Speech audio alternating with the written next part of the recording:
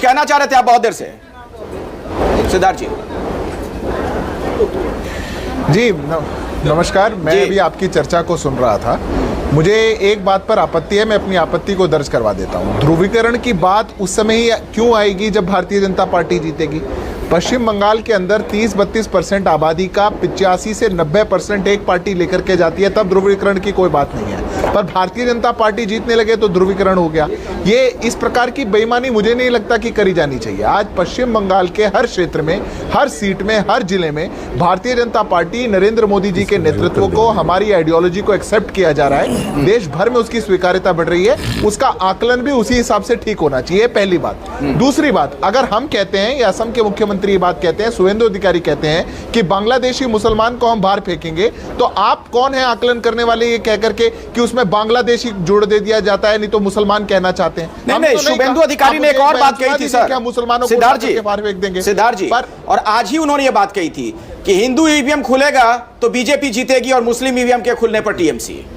नहीं, उन्होंने पोल वाले दिन भी बात कही थी और आज भी कही उन्होंने। इसमें सत्यता आपको उन्होंने बार बार कहा है कि हिंदू मत पेटी, हिंदू इकट्ठा, हिंदू वोट, ये साफ साफ एक धर्म की बात करते हैं। और अगर आप ये तर्क दे, हम लोगों ने तो अभी ये कहा कि मुसलमानों का ध्रुवीकरण तृणमूल की ओर हुआ। अभी हमारे मित्र ने आंकड़े बताए बाकायदा, तो हम एक को नहीं कह रहे हैं भाई, हम दोनों जो दिखाई दे रहा है उसको कह रहे हैं। उत्तर दे रहा हूं सर, सुनिए तो आप बोलिए सिद्धार्थ जी। आपने मुझे बुलाया तो मेरा भी उत्तर सुन लीजिए। बोलिए।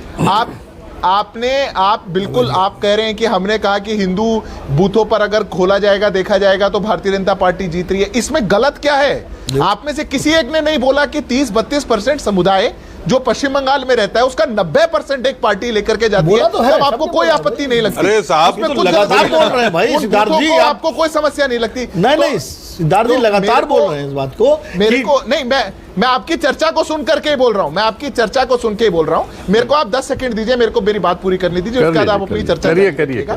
मेरा मानना यह है कि भारतीय जनता पार्टी की विचारधारा को देश भर के अंदर एक्सेप्ट किया जा रहा है। बहुत से राज्य ऐसे थे जहां हमने 2014 से पहले, आपकी बात सच है, उस विचारधारा को एक्सेप्ट किया जा रहा है, आप ठीक कह रहे हैं, तभी तो जीत रहे हैं इन राज्यों में आप। ये तो इसमें कोई दो राय नहीं है सिद्धार्थ भाई, आप ठीक कह रहे हैं।